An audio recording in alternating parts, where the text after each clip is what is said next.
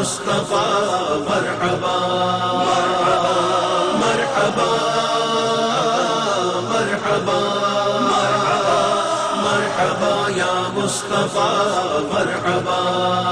نبی کا جشن آیا نبی کا جشن آیا چاند تاروں جھومتے رہنا. نبی کا جشن آیا نبی کا جشن مرحبا مرحبا یا مصطفیٰ مرحبا. اب میں اس محفل کے اختتام پر درخواست کرتا ہوں شہزادہ غوث الاعظم بدر ملت پیر طریقت عالم شریعت فضیلت الشیخ حضرت علامہ سید شاہ بدر الدین قادری صاحب الجیلانی المحترم مدد اللہ العالی وأطال اللہ عمرہ واقبالہ، صدر نشین امریکن اسلامک سوسائٹی جو یہاں تشریف فرما ہے. ہماری بڑی خوش قسمتی ہے. مولانا سے گزارش کرتا ہوں کہ وہ اپنا خطاب فرمائیں. اور مولانا کی شخصیت اتنی عظیم ہے کہ آپ کی عمر کا طویل عرصہ سعودی عرب کی پاک سرزمین پر گزرا ہے. آپ علامہ وقت ہیں، شہزادہ غوث اعظم ہیں. نالے بلبل شوریدہ سنے ہنس ہنس کر، نالے بلبل شوریدہ سنے ہنس ہنس کر، اب جگر تھام کے بیٹھو میری باری آئی. السلام اللہ علیکم ورحمتہ وبرکاتہ. الحمدللہ رب العالمین والعاقبۃ للمتقین والصلاة والسلام على سید المرسلین وعلى آلہ الطیبین الطاہرین. اما بعد فاعوذ باللہ من الشیطان الرجیم. بسم اللہ الرحمن الرحیم. ان اللہ وملائکتہ یصلون علی النبی یا ایھا الذین آمنوا صلوا علیہ وسلموا تسلیما. اللهم صل على سيدنا مولانا محمد وعلى آل سيدنا مولانا محمد بارك وسلم.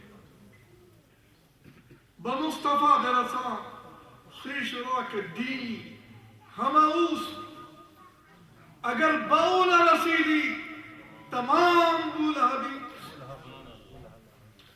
ہزار بار بشویا دہن ز مشک و گلا ہنوز نام تو گفتن کمال بے ادبی. نسبت خود بسگت کردم و بس منفعلا زاں کے نسبت بسگے کوئے تو شد بے ادبی. رخ مصطفیٰ ہے وہ آئینہ کہ اب ایسا دوسرا آئینہ نہ ہماری بد میں خیال میں نہ نگاہ آئینہ ساز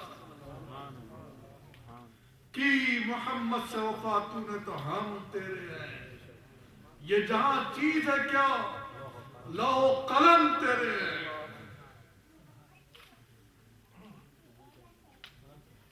هو الحبیب الذی ترجا شفاعته لکل حول من الاحوال مقتحمی. محترم عظیم اسکالر علی جناب عبدالحکیم صاحب اور معزز سامعین، یہ خود محقق ہیں اور اپنی محبت سے دوسروں کے تعلق سے بھی حسن ظن رکھتے ہیں. ورنہ من عالم کے من دانم. اور آدمی کی بلندی یہی بتائی گئی ہے کہ جب وہ صفات حسنہ کا پیکر بن جاتا ہے، چونکہ وہ خود صفات حسنہ کا پیکر ہے، ہر ایک میں صرف اچھائیاں ہی دیکھتا، ہر ایک میں صرف بلندیاں دیکھتا، اور جو بدخو ہے ہر ایک میں عیب دیکھتا. الزام تراشی جب تک نہ کرے گا اسے چین نہ ملے گا. اس موقع میں مجھے بات یاد آئی سرکار بلا تشبیہ و بلا تمثیل، میرے سرکار آقا کائنات صلی اللہ تعالی علیہ وآلہ وسلم، ان کو دیکھا ابو جہل نے،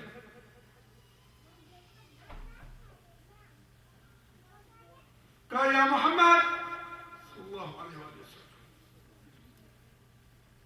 کہ تمہاری جیسا بدصورت تو میں نے دیکھا ہی نہیں۔ اللہ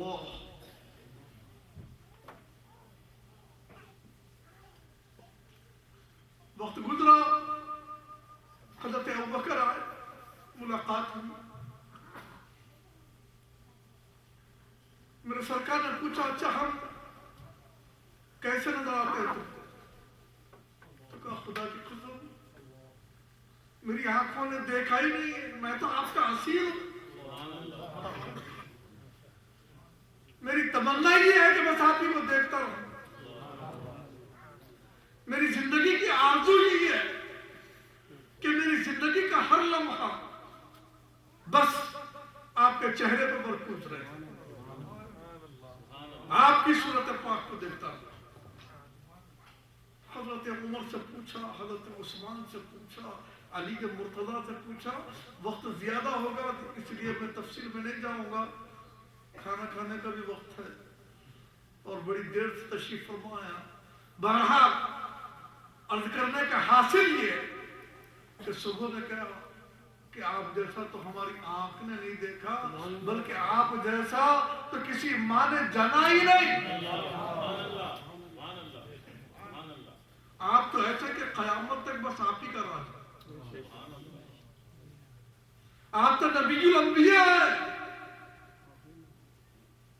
آپ سے تو ازل میں آپ کے بارے میں اللہ تبارک تعالیٰ نے دیگر تمام انبیاء سے عہد لیا ہے، آپ کا تو وہ موقع، آپ کی کیا شرط بیان کرے؟ تو آپ نے فرمایا تم سچ کہتے ہو۔ حیرت کی بات، جبرائیل نے کہی ایک بات اور جبرائیل سے بھی پوچھا تو جبرائیل نے کہا قلبت الارض مشارقها ومغاربها، کہ میں زمین کو الٹ پلٹ کے دیکھا، اس کے مشارق و مغارب ہر جگہ گیا، میں آپ جیسا کسی کو دیکھا، سارے نبیوں کو دیکھا، ان کی امتوں کو دیکھا، لیکن آپ جیسا کسی کو نہیں دیکھا۔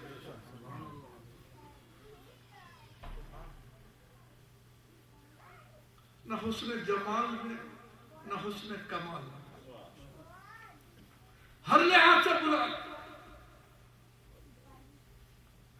تو بات یہی تھی، محدثین کرام نے فرمایا کہ دیکھو بات یہ کہ ابو جہل نے دیکھا تو سرکار تو آئی نا،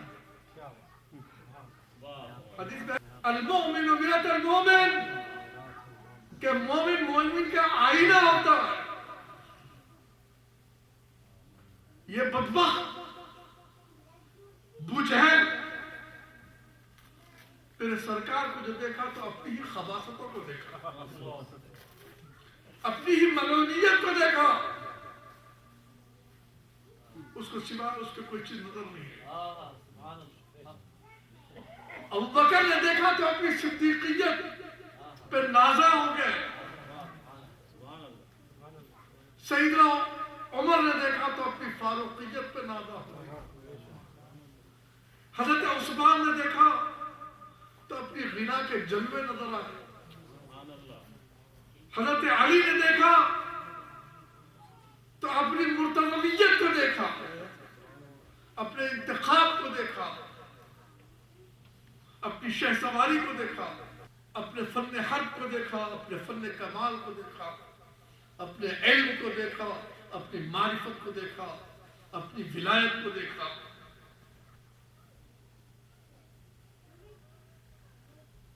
کہ خدا کی قسم کوئی ولی نہیں ہو سکتا جو علی سے بغض رکھے۔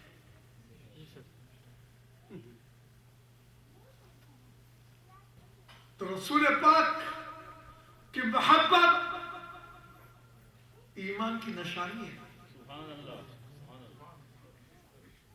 آج دنیا میں امن نہیں ہے. جہاں جاؤ دستور میں تبدیلی ہو رہی ہے. جہاں جاؤ انقلاب کی باتیں کی جا رہی ہے. جہاں جاؤ بدلاؤ کی باتیں کی جا رہی ہے. کیوں؟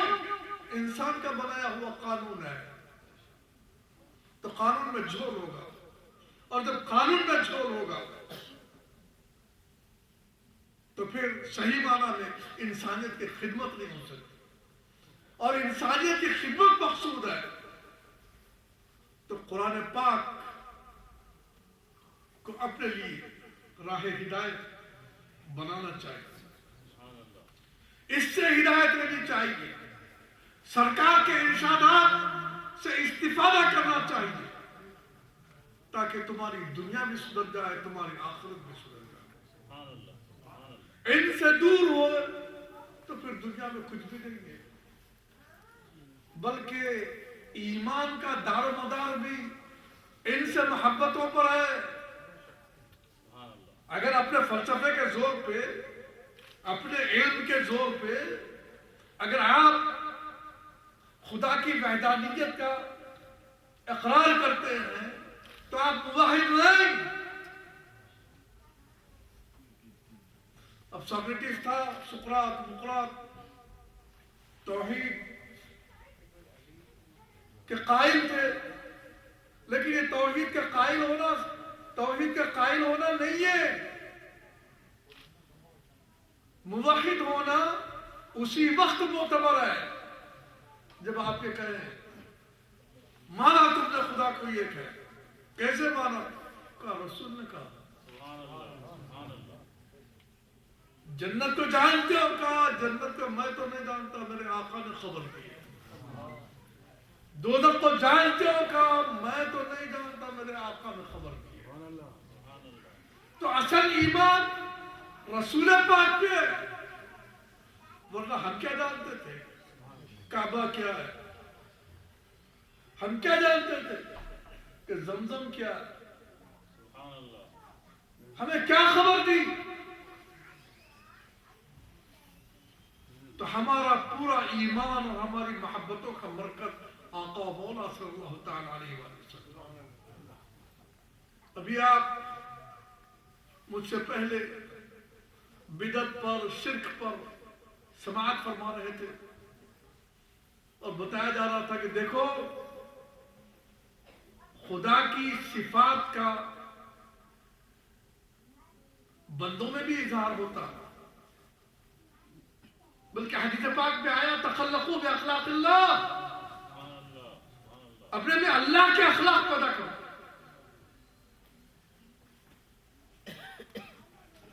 لیکن مطلب کیا ہے؟ خدا بن جاؤ. اور جیسے کہا گیا میں اپنے کو بصیر کہتا ہوں, میں اپنے کو سمیع کہتا ہوں, تو خدا بھی بصیر, تم بھی بصیر, انہیں بھی سمیع, تم بھی سمیع. نہیں, بات بالکل الگ ہے. وہ مستقل بالذات ازلی ابدی صفت ہے اس کے پاس.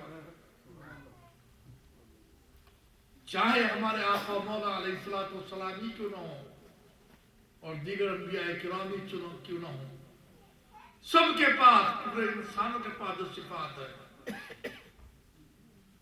وہ محدث ہے, عطائی ہے, مستقل نہیں, بعطاء الہی. اور یوں بھی رسول پاک علیہ الصلوۃ والتسلیم ترغیب دیتے تھے, لوگوں میں شوق پیدا کرتے تھے نیک عمل کرنا. یہ تو سب کو معلوم ہی چاہے 5 نماز پڑھنا اور روزہ رکھنا, اس کے علاوہ بھی بہت سے نیک عمل ہیں. اور سرکار کی خواہش تھی کہ میری امت جتنے عمل خیر کو اپنا سکتی ہے اپنا. حدیث پاک پہ آیا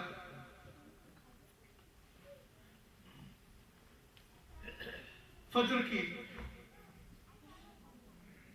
نماز سے پہلے اذان دیتے حضرت بلال، دینے کے بعد مدینے کی گلیوں میں جب گھومتے تو دیکھتے کہ ابھی میرے بھائیاں اٹھے نہیں، ابھی میری بہنیں بات سو رہی ہیں، تو دل میں خیال آیا، بغیر پوچھے رسول پاک کے بات کہا الصلاۃ خیر من النوم، الصلاۃ خیر من النوم۔ لوگوں نے جب سن لیا آ کے رسول پاک سے شکایت کی، یا رسول اللہ بلال نعرہ لگا الصلاۃ خیر من النوم، الصلاۃ خیر من النوم، کہ نماز نیند سے بہتر ہے، نماز نیند سے بہتر ہے۔ آقا مولا علیہ الصلوۃ والتسلیم نے بلال کو بلایا، کہ بلال آؤ، آنے کے بعد پوچھا تو سنا دی بات تھی، اور کہا معروضہ یہ ہے یا رسول اللہ، میں اذان دینے کے بعد مدینے کی گلیوں میں جب گھومتا تو دیکھتا بعد میرے بھائی ابھی نیند کی وجہ سے اٹھ نہیں پا رہے، تو میں چاہتا تھا کہ میں جو ہے گلیوں میں بھی نعرہ لگاؤں اور یہ بات کروں، گلیوں میں بھی نعرہ لگاتے اور یہ بات کہتے، تو گلیوں میں جب یہ نعرہ لگاتے اور رسول پاک کو بات پہنچی تو میرے آقا مولا کیا کرے، اچھا تو گلیوں میں نعرہ لگا رہا، ارے فجر میں ہمیشہ لگا، فجر کی اذان میں ہمیشہ نعرہ لگا، تو مدینے کی گلیوں میں کیا لگا رہا ہے، اذان کا جز بنا دیا۔ تو قیامت تک مسلمان جہاں بھی ادا دیں گے فجر میں وہ ضرور الصلاۃ خیر من النوم کہیں گے، اور الصلاۃ خیر من النوم ایجاد ہے حضرت بلال کی جو گلیوں میں کہا کرتے تھے، آقا مولا نے کہا اس کو اذان کا جز بنا دیا۔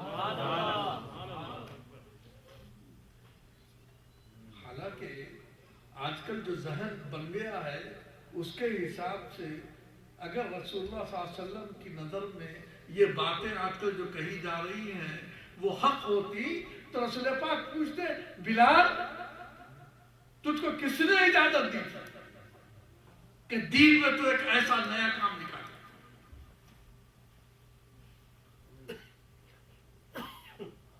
ایسے ہی حضرت بلال سے ایک اور بات ہوئی، منسوب ترمذی شریف میں ہے،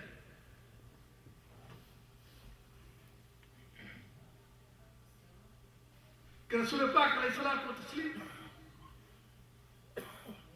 کو معراج ہوئی، جنت بھی دیکھ کے آئے اپنی آنکھوں سے، جب واپس آئے تو صبح کو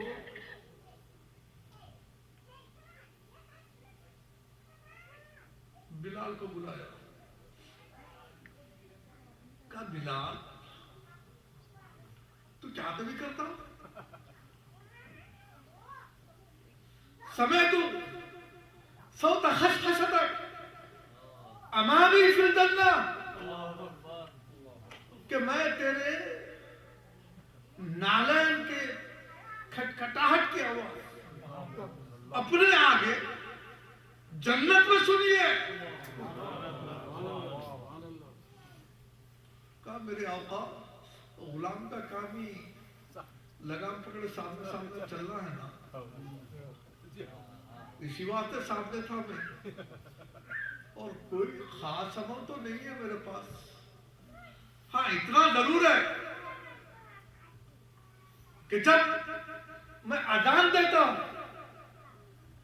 یا وضو کرتا ہوں تو پھر 2 رکعت نماز ادا کرتا ہوں۔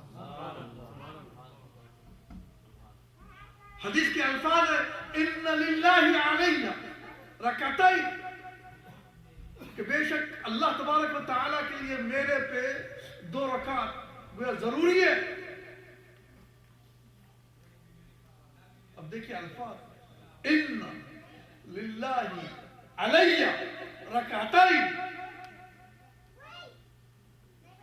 رسول پاک ڈانٹے نہیں، میں تیرے کو بولا تھا ادا دے کے 2 رکعت نماز پڑھو بولا تھا، یہ نماز کا اضافہ کرتا.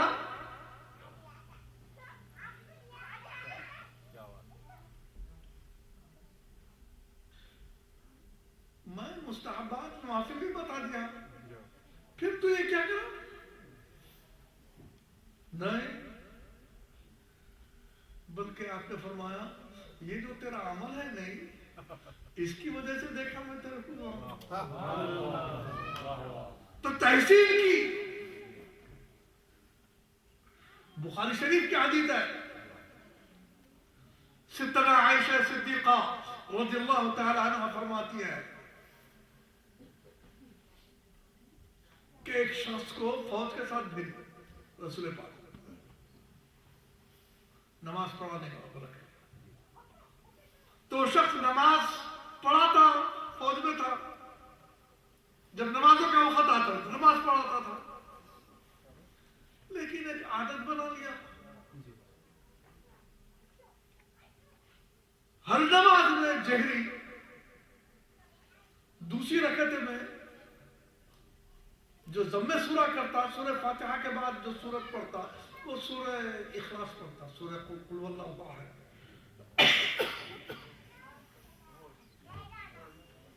4 رکعتوں 2 رکعتوں جہری نماز میں 2 رکعت زور سے پڑھنا پڑتا نا.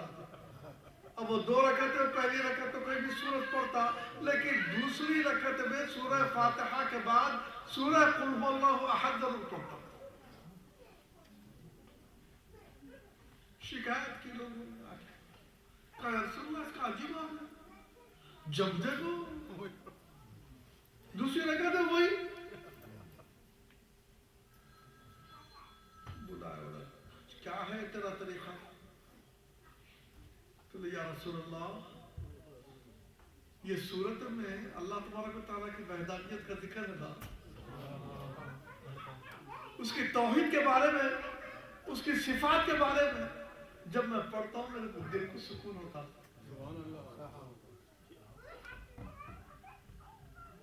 اور میں یہ بات کو عزیز رکھتا ہوں، پسند کرتا ہوں، محبت رکھتا ہوں کہ میں خدا کی صفات بیان کروں، پڑھوں.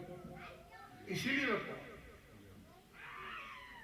بجائے اس کے کہ سرکار ڈانٹتے تو واجب بنا لیتا. کوئی بھی چیز، کوئی بھی سورت پڑھنے کا ہے،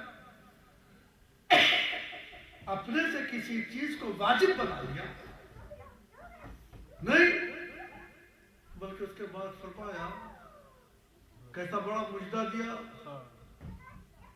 کہ اللہ تبارک و تعالیٰ بھی تیرے کو پسند کرتا، اللہ بھی تجھ سے محبت رکھتا. اپنے سے عمل کیا اور اللہ کی پسندیدگی کا مجدہ رسول پاک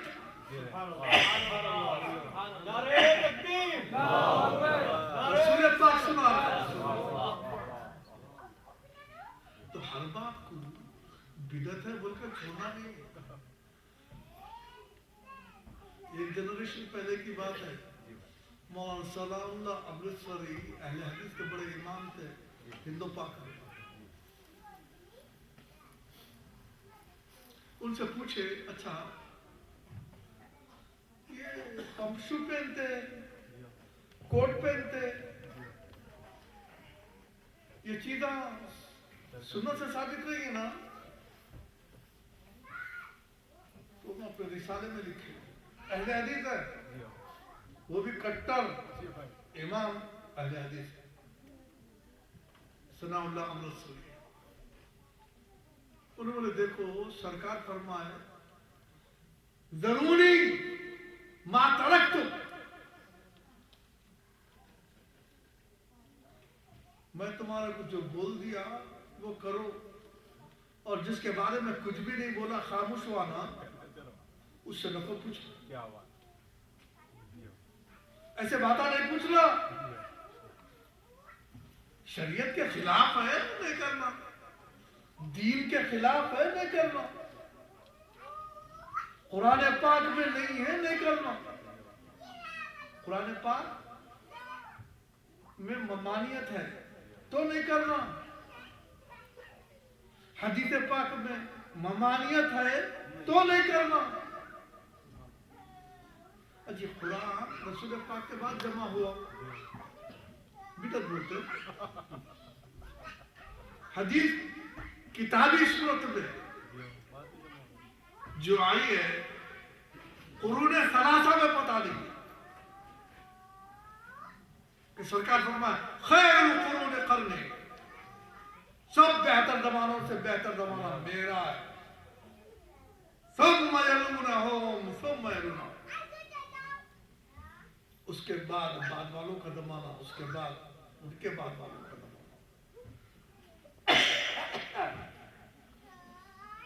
تو اندازہ فرمائی. اور پھر یہ جو حدیث کی تقسیم ہو گئی صحیح، حسن، ضعیف، معضل،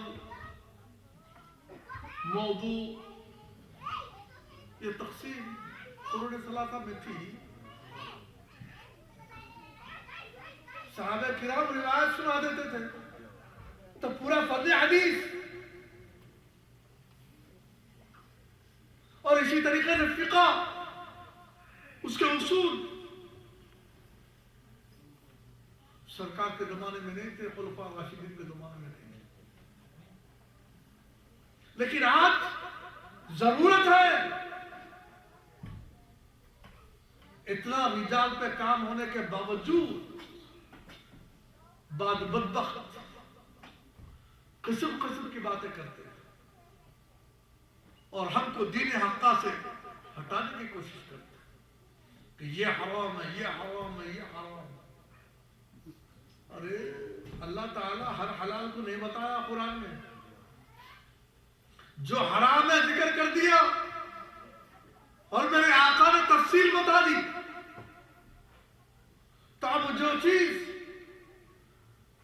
نہیں ملی تم کو قرآن میں، حدیث میں دیکھو وہاں بھی ممانعت نہیں ہے. اجماع امت میں دیکھو، اور اگر اجماع امت بھی نہیں ہے اس کے اوپر اور اجتہاد بھی نہیں ہوا اس کے اوپر، کچھ چھوڑ دے. اب ایک شخص ہے داڑھی مونتا، لیکن اس سے پوچھے تو داڑھی کہیں کو مونتا؟ غیر اسلامی چیز ہے، سوری میں غیر اسلامی مانتا ہوں اسے، لیکن مون رہا ہوں. اور کسی سے پوچھے داڑھی ایک مشت ہے، داڑھی کہیں کو رکھا؟ اور اسلامی طریقہ رسول پاک بتائے، شریعت میں ہے، میرے سرکار کی عظیم سنت ہے، اس واسطے رکھتا ہوں. پھر حدیث پہ آیا نا کہ بعض صحابہ ایک مٹھی تک پکڑ کے کاٹ دیے، تو بس ایک مشت میں جو ہے ضروری سمجھتا ہوں. فقہاء نے بھی تسلیم کر لی بات. تو کیا اس کو بدعتی بولیں گے؟ جو داڑھی مون رہا ہے اس کو بدعتی بولیں گے؟ نہیں بولیں گے بدعتی. کیوں نہیں بولیں گے بدعتی؟ کہا داڑھی تو مونتا ہے لیکن دل سے اس کو غیر اسلامی سمجھتا ہے. داڑھی تو مونتا ہے لیکن دل سے اس کو غیر اسلامی سمجھتا ہے. اللہ توفیق دے گا انشاءاللہ. تو ایسے ہی کس کو بھی بدعتی بول دینا مطلب کیا؟ تو جہنمی ہے. کتنی غلط بات ہے. شرک کرا تو پھر انہیں ابدالآباد جہنمی ہے. ہمارے اسلاف لوگوں کو مسلمان کرتے تھے، یہ لوگوں کو کافر کر کے خوش ہونا. لوگوں کو اپنی صحبت میں مسلمان کرتے تھے، خدا کی معرفت حاصل ہوتی تھی، رسول پاک کی محبت انہیں حاصل ہوتی تھی، اہل بیت سے محبت حاصل ہوتی تھی، صحابہ کرام کی تعظیم ان کے دلوں میں پیدا ہوتی تھی. آج کیا دل کو کہاں رکھا؟ آج کل ایک نیا نکلا پاکستان وغیرہ میں، ہمارے پاس بھی کچھ شروع ہو رہا ہے، یوم صحابہ مناتے، لیکن یوم صحابہ منانے کا مقصد کیا؟ علی مرتضیٰ کی، حسین علی جدی علیہ الصلوۃ والسلام، ان کی توہین کی جاتی معاذ اللہ۔ کہ عاشورہ کے دن جا رہا ہے پروسیشن، یزید زندہ باد بول کے نعرے لگا رہے، ارے یزید تو پلید ہے۔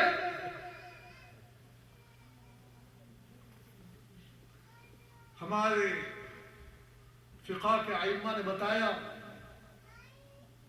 گو خبر احاد سے ہی صحیح یہ ثابت ہے کہ اس نے کوئی بدلہ نہیں لیا، کوئی باز پرس نہیں کی ہے قاتلہ حسین سے،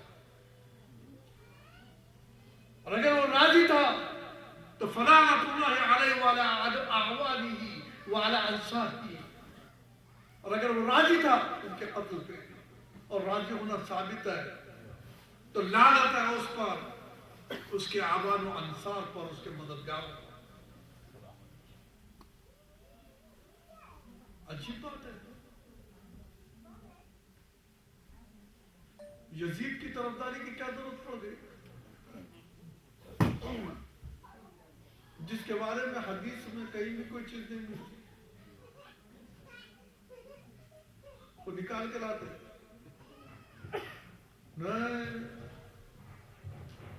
پہلے بیری بیڑے میں وہ شامل تھا، اور کہاں سے تھا؟ پہلے آٹھویں یا ساتویں میں علماء کرام نے بتایا، پہلے بیری بیڑے میں تھا ہی نہیں۔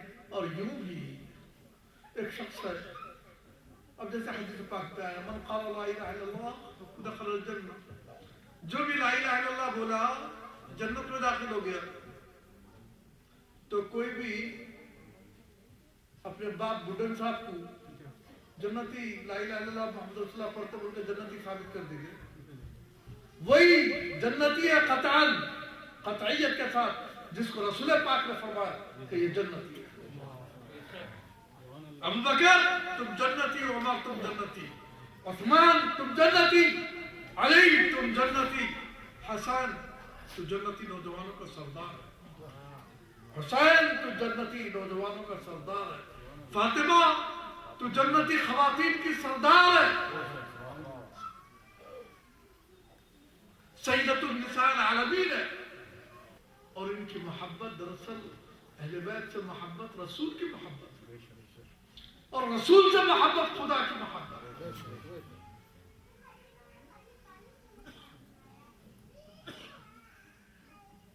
گستاخوں کے بارے میں کئی مرتبہ سنے، میں بھی حدیث پاک نہ سنا دیتا ہوں برکت کے واسطے۔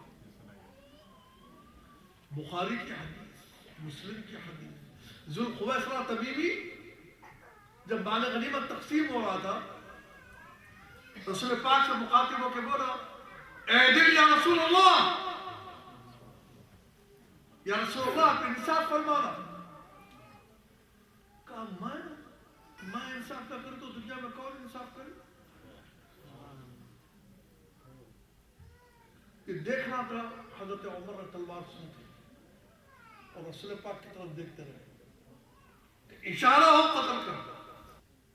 ایسے ہی آیا ایک مرتبہ رسول پاک کی ریش مبارک کو کسی نے ایسا ہاتھ لگایا، بات کرتے کرتے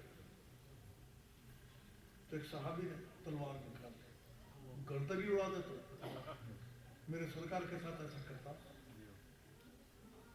ارے خدا کی قسم قرآن میں بولا نا، تم اپنی آواز ہی بلند نہیں کرنا، داد وفات بھی نہیں، اللہ کی طرف سے امتحان ہے۔ سلام بھی پڑھے وہاں تو پستہ وعدہ پڑھنا۔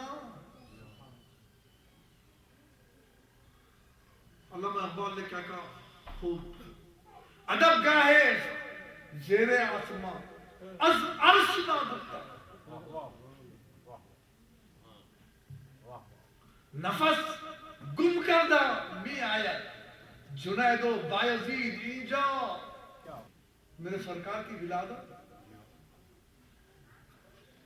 عثمان بن ابی العاص کی ماں فاطمہ کہتی ہے کہ میں ولادت کے وقت رسول پاک کے وہاں موجود تھی. کیا روشنی منور کعبہ اور ایسا معلوم ہوتا کہ ستارے گر جائیں گے ہمارے اوپر. اور خود میری سرکار بھی فرماتی ہے بی بی آمنہ کہ وقت ولادت میں نے ایسا نور دیکھا کہ مشرق و مغرب روشن ہو گئے. اور ایک روایت ہے کہ بصرہ کے عیبات بصرہ کے محلات روشن ہو گئے. اور میں دیکھتی ہوں کہ فرشتے لا کے مشرق میں جھنڈا گاڑ دیا, مغرب میں جھنڈا گاڑ دیا, اور ایک جھنڈے کو کعبے کی چھت پہ گاڑ دیا. یہ جلوس کیا ہے؟ ارے فرشتوں کی سنت. ابھی آپ کچھ پہلے سن رہے تھے کہ رسول پاک کی بات تو بعد میں ہے. حضرت یحییٰ علیہ نبینا علیہ السلام سارے نبیوں کا سارے رسولوں کا قرآن میں ذکر نہیں ہے.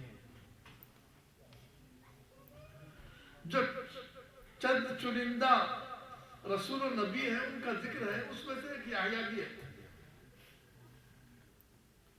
جس کے بارے میں آپ سنیں کہ اللہ نے فرمایا وَسَلَامٌ عَلَيْهِ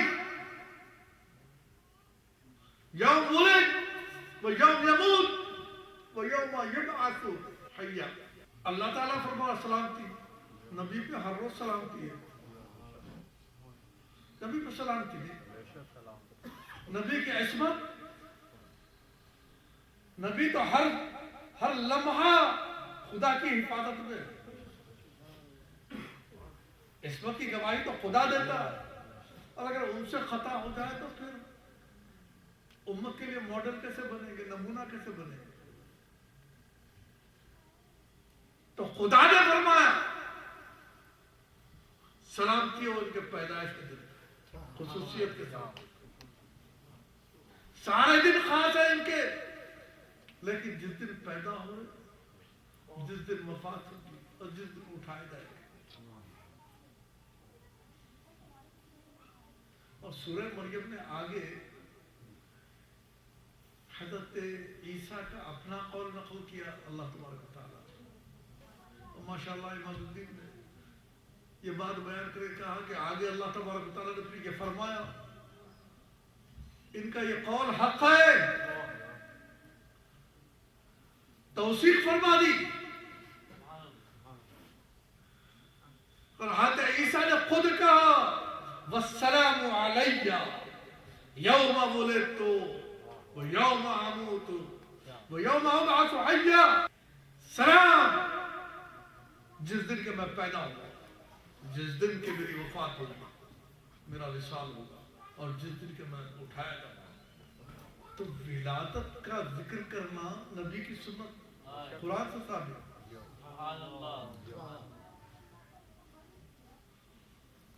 قرآن سے ثابت سنت الہیہ نبی کی ولادت کا ذکر کرنا. اور ہمارے آقا مولا کی تو بات ہی چلا گئے. وہاں تو کیا خاص بات کہی, کہا ان اللہ و ملائکتہ یصلون علی النبی یا ایھا الذین آمنوا صلوا علیہ وسلموا تسلیما. اللهم صل علی سیدنا محمد وعلی آل سیدنا مولانا محمد. ارے یہ تو میرا حبیب ہے, ہم تو ہر وقت رحمت نازل کرتے ہیں, ہم تو ہر وقت برکتیں نازل کرتے رہتے ہیں. میرے فرشتے بھی اے مومنو تم ان کی بارگاہ میں درود و سلام کا نذرانہ پیش کرتے رہو. تمہاری حیات کتنی تم جائیں گے, تمہارے بعد دوسرے آئیں گے, ان کے لیے بھی قیامت تک. اور میرا اللہ تو ازل سے رحمتوں کی بارش کرتا ہے, اور ابد تک شاید حال ہی میں کہیں میں بات کہی تھی، یاد آ گئی تو میں چاہتا ہوں کہ اس بات کو بھی سنا دوں۔ میں ایک بات سنا کے ختم کرتا ہوں، وقت معلوم نہیں ہوا، زیادہ وقت لے لیا۔ آیا نا قرآن پاک کیا قد جاءکم من اللہ نور و کتاب مبین، تمہارے پاس آیا ایک نور اور کھلی کتاب۔ تو نور کا علیحدہ ذکر کیا، کھلی کتاب کا علیحدہ ذکر کیا کہ زندگی کے سارے قوانین اس کے اندر موجود ہیں، ساری ہدایتیں اس کے اندر موجود ہیں۔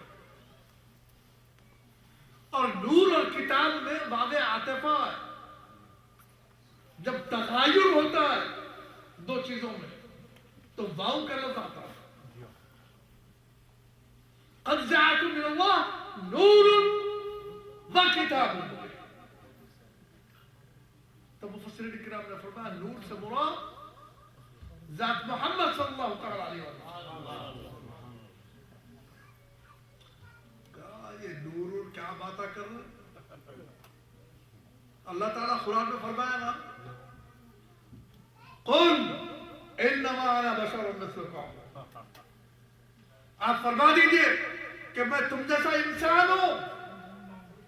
ارے میرا کچھ سن کے کہیں کو بھاگ رہا ہوں؟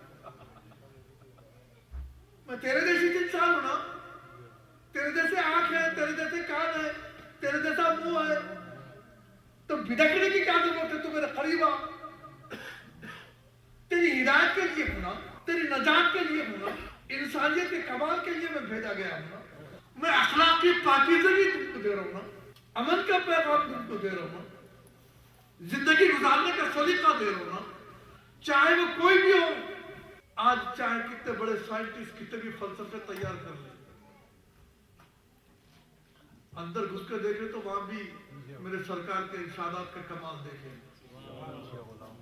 تو اسی لیے فرمایا گیا انما انا بشر مثلکم۔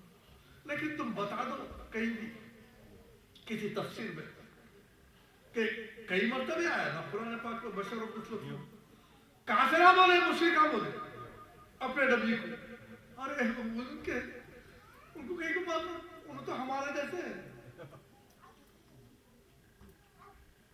یا نبی بولا ہے یا کافر بولے، نبی تواضعاً اور کافر تکبراً۔ اور صحابہ سے گفتگو ہوئی تو میرے سرکار کیا فرمائے؟ ایکم مثلی، بخاری کی حدیث، ایکم مثلی، تم میں کون ہے مجھ جیسا؟ ابو بکر کو یہ بول رہا ہے، عمر کو یہ بول رہا ہے، عثمان کو یہ بول رہا ہے، علی مرتضیٰ کو یہ بول رہا ہے، ایک ہی خاندان کی، ایک ہی دادا کی اولاد، لیکن کہا ایکم مثلی، تم میں کون ہے میرے جیسا؟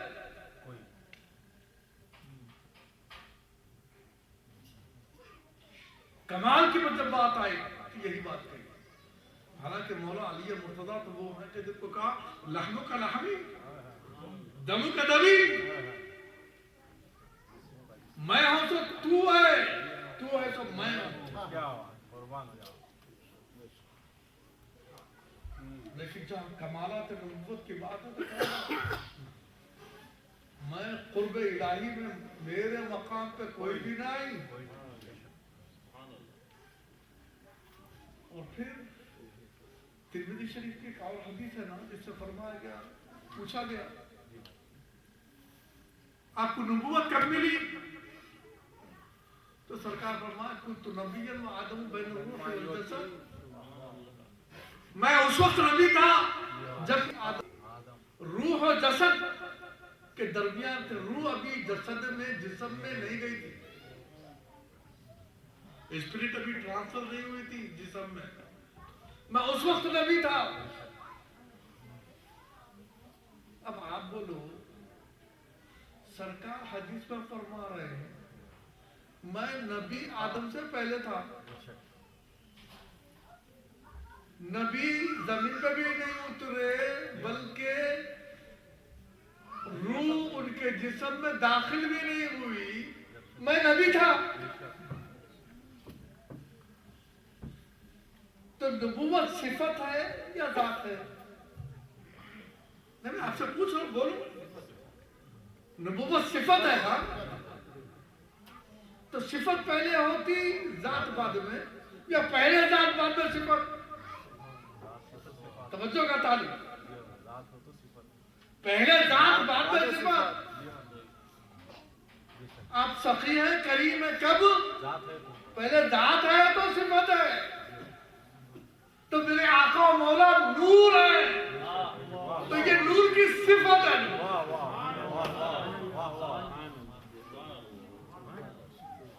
میرے آقا نور ہے اور نبوت ان کی صفت ہے۔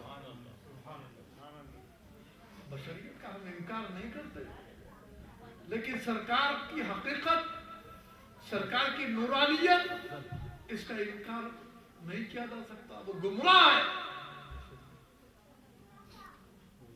اللہ تبارک و تعالیٰ سے دعا کرتا ہوں کہ رب تبارک و تعالیٰ نے ہم پہ کرم فرمایا کہ ہم گناہگار غلاموں کے لیے، بھٹکتی انسانیت کے لیے ایسا عظیم رہنما، ایسا عظیم قائد، نبیوں کا آقا، ان کے زمرے میں، ان کی امت میں ہم کو شامل کیا۔ اور خدا کی قسم، دنیا میں سب سے بڑی نعمت اگر کوئی ہے تو رسول پاک کی غلامی کا توق اپنے گلے میں۔ بھائیوں سے دل کی گہرائیوں کے ساتھ شکریہ ادا کرتا ہوں، اور جو حضرات دامے، درمے، سقمے، قدمے ہمارا تعاون فرمائے، ان کی خدمت پہ بھی دلی جذبات تشکر کا اظہار کرتا ہوں۔ اللہ تبارک و تعالی رحمتوں سے، کرامتوں سے، برکتوں سے ان کو نوازے، اور سرکار کے محفل زیادہ سے زیادہ بہتر طریقے پر ہم منانے کے لائق ہو جائیں۔ ربنا ظلمنا انفسنا وان لم تغفر لنا وترحمنا لنكونن من الخاسرين۔